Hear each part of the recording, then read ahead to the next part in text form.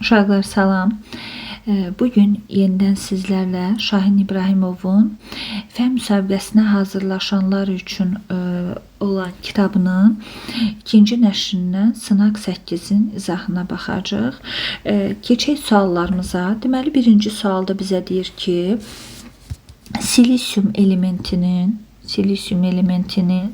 3 izotopu 28, 29 və 30 olduğunu fərz edək.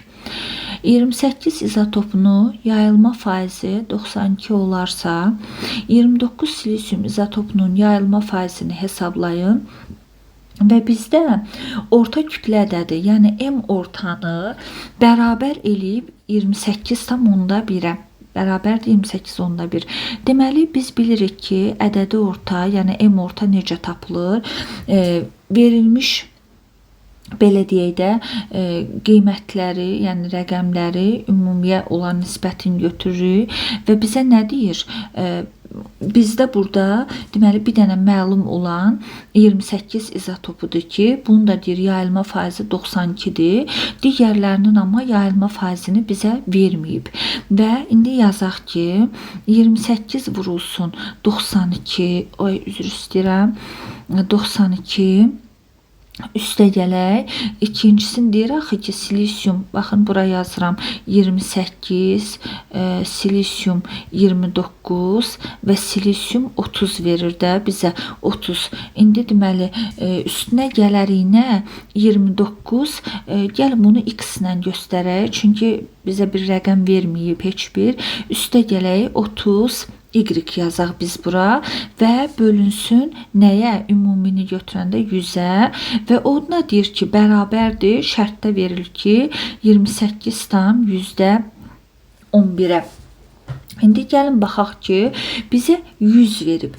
Demək ki, 100, yəni bu ümumidir də, ümumi 100%-dir və 28-i bizə deyir ki, 28-də 92% yayılma varsa, yəni 100-dən çıxırıq 92-ni, bərabər olur 8-ə. Yəni bu 8% o yerdə qalan 8, 29, 30 izotoplarınındır. Yəni onda biz belə yazarıq ki, x üstə gələk y bərabər 8-ə. İndi gəlin biz bunu yerinə qoyub hesablasaq. Deməli, orada da belə yazaq ki, 28-i vuranda 92-yə, bir qədər yuxarı verim uşaqlar, bir dəqiqə. 28-i vuranda 92-yə, burada alınacaq 2576, üstə gələk 29x, üstə gələk 30y, o da bərabərdir. Bunda bax 28 tam %11-i də vurdum 100-ə, elədi 2811. Birim niyə belə qaldı? 1.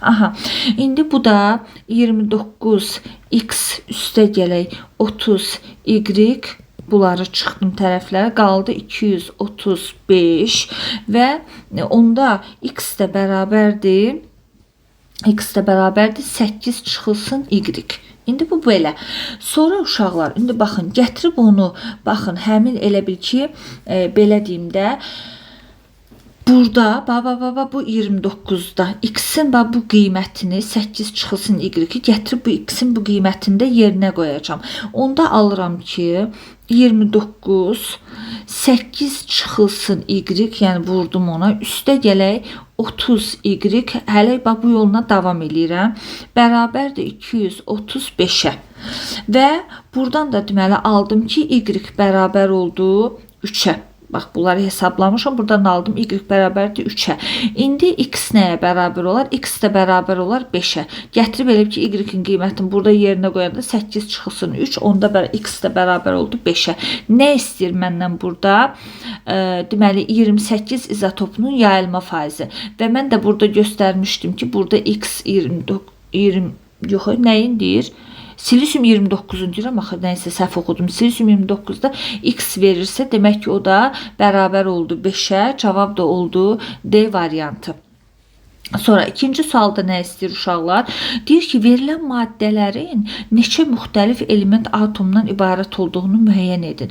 Baxın uşaqlar, bizə burada sözlə yazılıb, adları yazılıb, almaz. İndi izahını verəcəm. Azon. ağ fosfor, karbin, oksigen. Biz bilirik ki, uşaqlar, almaz, deməli, karbonun 4 allotropik şəkil dəyişməsi var. Almaz, qrafit, karbin, küllerin. Almaz deyirəmsə, yəni söhbət karbondan gedir, yazmışam. Oksigenin 2 allotropik şəkil dəyişməsi var. Oksigen, azon. Azon deyirəmsə, təbii ki, O3-dür bunun formulu, azonun formulu O3-dür. Oksigenden söhbət gedir, yazdım. Fosforun allotropik şəkil dəyişməsi 3 dənədir. Ağ fosfor, qara fosfor, qırmızı fosfor. Ağ fosfordan söhbət gedirsə formul P4-dür. Yəni burada ağ fosfordirsə, deməli fosfordan söhbət gedir. Karbindən bayaq dediyim kimi karbonun allotropik şəkil dəyişməsidir. Ona görə də karbon üçün elə bunu karbon yazıram C və oksigen də oksigenin allotropik şəkil dəyişməsi O yazacağam. Deməli burada neçədən oldu uşaqlar?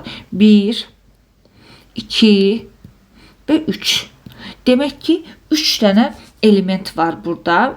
3 element atomu var. O da olacaq cavab C variantı. Dördüncü sualda ne istəyir? Bir saniye səbirli olaq. Dördüncü sual yoxsa neçənci sual? Üçüncü sual, üzr istəyirəm. Üçüncü sualda nə deyir? Üçüncü sualda deməli mənə deyir ki, kalsium xlorid verilib və amonyak verilib. Kalsium xloridin formulu uşaqlar belədir. Kalsium xlor 2. Amonyakın formulu da NH3. İndi baxın. Kalsium xlorid uşaqlar bərk haldadır. Amonyak isə maye haldadır. Maye. Ay bağışlayın sala qaz halındadır. Amonyak isə qaz halındadır. İndi baxın, deyir ki 100 milli suda həll olan maddənin kütləsi verilib 20 dərəcə, 70 dərəcə, kalsiumda A, B, amonyakda 20 dərəcə, 70 dərəcə C, D. Biz bilirik ki, uşaqlar, deməli, bərk maddələrin həll olması temperatur artanda artır, qazların həll olması temperatur azalanda deməli artır, artanda azalır daha da. Demək ki, burada kalsium yəni 70 dərəcədə daha yaxşı həll olacaq, amma amonyak isə 20 dərəcədə daha yaxşı həll olacaq. İndi gəlin baxaq. Deyir ki, A böyükdür B-dən həll olma. Uşaqlar, mən görürəm ki, A böyükdür B olanda, onda belə çıxır ki, 20 dərəcədə bunun həll olması 70-ə nisbətən daha yaxşı gedir. Xeyr, bu düzgün deyil. Sonra ikincidə deyir ki, A kiçikdir B-dən. Bəli, kalsiumun 70 dərəcədə həll olması 20 dərəcəyə nisbətən daha yaxşı olacaq. Bu doğrudur. O birisində deyir ki, C kiçikdir D-dən. Deməli, amonyakın C kiçikdir D, daha doğrusu C kiçikdir D'dən mənə demək istəyir ki, amonyakın 70 dərəcədə həll olması 20 dərəcəyə nisbətən daha yaxşı olacaq. Xeyr, bu səhvdir. C böyükdür D'dən, bəli, 20 dərəcədə amonyakın həll olması D, yəni 70 dərəcəyə nisbətən daha yaxşı gələcək. Bu da oldu. Nə yazıram mən bura? 4 yazmalıyım. 2, 4. Bu oldu A variantı. Sonra 5-ci sualımız nədir? Bir saniyə. 4-cü sualımız, mən niyə belə qaçıram suallarda? Hansı elementin çatışmamazlığı böyüməni ləngidir, sinir sistemini gərginləşdirir? Təbii ki, uşaqlar, burada sinkdən söhbət gedir. Sink elementi çatışmayanda orqanizmdə böyümə ləngiyir, zəifləmə gedir inkişafda və sinir sistemi gərginləşir. Cavab A variantı sinkdir. Sonra baxaq 5-ci suala. 5-ci sualda deyir ki, hansı ifadələr doğrudur? Deməli, mərmərin davamlılığı və bərkliyi əhəng daşından azdır. Uşaqlar, biz bilirik ki, bu belə deyil. Ümumiyyətlə götürəndə mərmər və mərmər, əhəng daşı, təbaşir, bunlar kalsium karbonat, karbon O3 formulu ilə gedir. Yəni kalsium, karbon O3. Bu suda həll olmayan, çöküntü verən bir maddədir. Amma mərmərin davamlılığı, mərmər daha möhkəm olur. Bunu biz məsələn adi gündəlik həyatımızda belə görə bilərik. Mərmər döşəmələr var. Amma əhəng daşı da, yəni mərmər bərk olur. Sadəcə mərmərdən daha az olur. Amma burada deyir ki, mərmərin davamlılığı və bərkiliyi əhəng daşından azdır. Bu yanlış bir cavabdır. İkinci deyir ki, metamorfik suxurlar tədricən maqmatik və çökmə suxurların sıxılmasından əmələ gəlir. Bəli, bu doğru cavabdır. Metamorfik suxurlar çökmə və maqmatik suxurların sıxılmasından əmələ gəlir. Üçüncü də deyir ki, mərmər tədricən sıxılaraq əhəng daşına çevrilir. Xeyr uşaqlar, mərmər sıxılıb necə əhəng daşına çevrilə bilər? Mərmər yetərincə bərkdir də zaten. Onun bir qədər də sıxılması onu əhəng daşına çevirməz. Onda belə çıxacaq ki, əhəng daşı mərmərdən möhkəm olacaq ki, sıxılıb möhkəmləşib. Xeyr, bu belə ola bilməz. Demək ki, doğru cavab yalnız 2 oldu və o da B variantı oldu. 6-cı sualda uşaqlar deyir ki, verilmiş maddələrdən hansının keyfiyyət tərkibi fərqlidir? Uşaqlar, bir var maddənin keyfiyyət tərkibi, bir də var maddənin kəmiyyət tərkibi. Keyfiyyət tərkibi deyəndə biz onun tərkibində olan elementlərə baxırıq. Yəni belə deyim də elementə baxırıq. Amma kəmiyyət tərkibi deyəndə biz onun tərkibindəki atom sayına baxırıq. İndi baxın, A variantında sirkə verilib. Sirkənin formulu CH3, COOH-dır. Bir dəqiqə bunu buradan silim. B variantında şəkər verilib. Şəkərin formulu C12, H22, O11-dir. C variantında etanol verilib. Etanolun formulu CH3OH-dır. D variantında naşatır verilib. Naşatır NH4OH-dır formulu. İndi baxın uşaqlar, mən dedim ki, keyfiyyət deyəndə tərkibindəki elementlərə baxırıq, kəmiyyət deyəndə atom sayına baxırıq. Fikir verin, burada hər üçünün burada bunun birinci maddənin tərkibində karbon var, hidrogen var, oksigen var. İkinci maddədə də karbon var, hidrogen var, oksigen var. Üçüncü maddədə də karbon var, hidrogen var, oksigen var. Gördünüz? Hər üç birləşmənin tərkibində karbon, hidrogen, oksigen var. Bu bunun keyfiyyətidir. Amma bunda isə azot var, hidrogen var, oksigen var. Gördünüz? Bir dənə elementlə də olsa fərqləndi. Demək ki, bunun keyfiyyət tərkibi digərlərinə nisbətən fərqlidir. Bu da olacaq cavab D variantı. Gəlir, neçənci sual gəlir? Uşaqlar, burada nəsə qarşılıq gedib. Burada fikir verirsiniz, ay uşaqlar, bir dəqiqə üzr istəyirəm, mən bunu yığım sizə göstərim ki, sizdə çaşqınlıq yaranmasın. Uşaqlar, baxın, burada 10 yazılıb, sonra 8 gəlib. Burada çapda səhv gedib sadəcə. Yəni, narahat olmayın, problemli heç nə yoxdur. Gəldik, deməli, biz 7-ci sualımıza. 7-ci sualımızda bizə nə deyir? Deməli, X maddəsi verilib, bərkdir. Suda həll olmasını müsbət yazırlar. Yəni, bərk maddədir, suda həll olur. Y maddəsi bərkdir, suda həll olmur. Z maddəsi mayedir, suda həll olur. T maddəsi mayedir, suda həll olmur. Deməli, X-dir, bərk, həll olur. Y-dir, bərk, həll olmur. Z-dir, maye, həll olur. T-dir, maye, həll olmur. İndi baxın uşaqlar, nə deyir? Cədvələ əsasən emulsiyanı müəyyən edin. Uşaqlar, mən sizə demişdim ki, asılqanlar 2 cür olur. Emulsiyalar və suspensiyalar. Emulsiya və suspensiya. İzahlarımın birində bundan ətraflı danışmışam.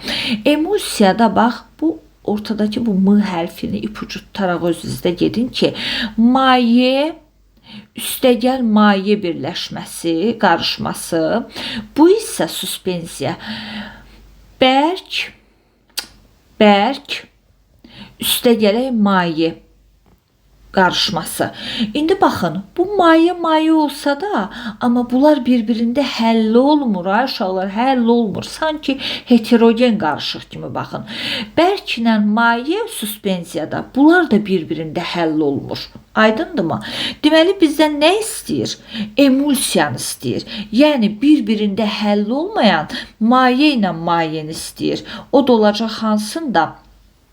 Deməli, maye suda həll olmayan yalnız T'dir də, nədir? D variantındadır. Bəli. Gəldik 8-ci suala. Bunu verək yuxarı. 8-ci sualda bizdə 3 dənə deməli şəkil verib bizə. Şəkildə hissəcik modellər verilmişdi. Lap yaxşı. Verilmiş maddələr üçün hansı ifadələr doğrudur? İndi baxın uşaqlar. Deyir ki, burada 8-də 1 və 2 kimyəvi elementdir. 1 və 2 kimyəvi elementdir. Birdə 4 dənə atom göstərilib. Hansı ifadələr doğru deyil deyir. Doğru deyil. Doğru deyil. 1 və 2 kimyəvi elementdir. Ola bilər, bəli. Tutaq ki, birdə P4-ü göstəriblər də. P4. 4 dənə atomdan ibarətdir. İkincidə də deyək ki, məsələn H2-ni göstəriblər. 2 dənə, 3 dənə H2 verilib orada. Kimyəvi element, hidrogen elementindən söhbət gedir, düzdür. 3-də deyir ki, kimyəvi birləşmədir. Bəli, bayaqlar izahın birində dedim ki, baxın uşaqlar, burada elə bil ki, 2 dənə başqa-başqa elementdir. Arada bir dənə qırmızı da var, hələ bir qırmızı var.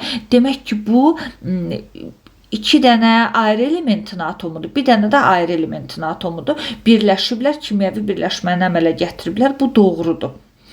3-də deyir, C-də deyir ki, ikinci 2 atomlu molekuldur. Bəli, bayaqları qeyd elədim də, sanki elə ki 3 dənə hidrogen atomunu. Baxın, H2, 2 dənə deyil, 1, 2, 1, 2, 1, 2. Baxın, elə bir ki 3 dənə hidrogen atom, yəni hidrogen molekulunu göstəriblər. 2 atomlu molekul göstəriblər. D variantında deyir ki, 3 atomlu elementdir. Xeyr, uşaqlar, 3 atomlu elementi biz O3 kimi göstərə bilərik də. Məsələn, 3 atomlu belə bir şey göstərə bilərik. Onda da əgər eyni bir elementdən söhbət gedirsə, heç vaxt fərqli rənglər verə bilməzlər. Yadda saxlayın. Əgər orada 2 və daha artıq rəng varsa, demək ki, o kimyəvi birləşmədir.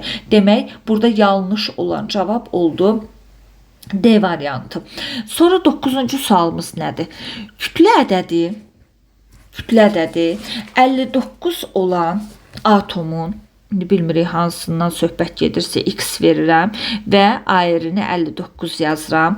Nüvəsində yerləşən yüksüz zərrəciklərin sayı yüklü zərrəciklərin sayından 3 vahid çoxdur. Baxın uşaqlar, burada proton sayı, üzr istəyirəm, bir dəqiqə, yüksüz zərrəciklərin sayı, neytron sayı proton sayından 3 vahid çoxdur. Biz bilirik ki, atomda olan hissəciklər hansılardır? Proton, neytron, elektron. Proton müsbət yüklüdür, elektron mənfi yüklüdür, neytron da yüksüzdür. Burada deyir ki, yüksüz zərrəciklərin sayı, yəni neytronların sayı proton sayından 3 dənə artıqdır. İndi gəlin biz bunu belə yazaq. Düsturu bilirik ki, A-yer bərabərdir, proton üstə gələk neytrondur. Elə bunu da məsəl üçün bu şəkildə verək ki, məsələn, ayrı verib bizə 59 bərabərdir. Deməli, protonu bilmirəm nə qədərdir.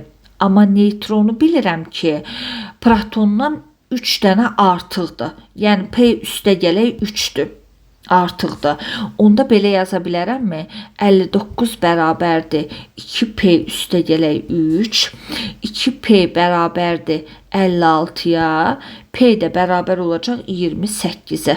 Demək ki, bunun proton sayı uşaqlar 28-dir. O da olacaq D variantı. Bu qədər. 10-cu suala baxaq. 10-cu sualda verin bunu yuxarı. Yenə bizə 2 dənə elektron model təsvir olunmuşdu, model verilib. İyonun elektron saylarının şəkilə əsasən neytral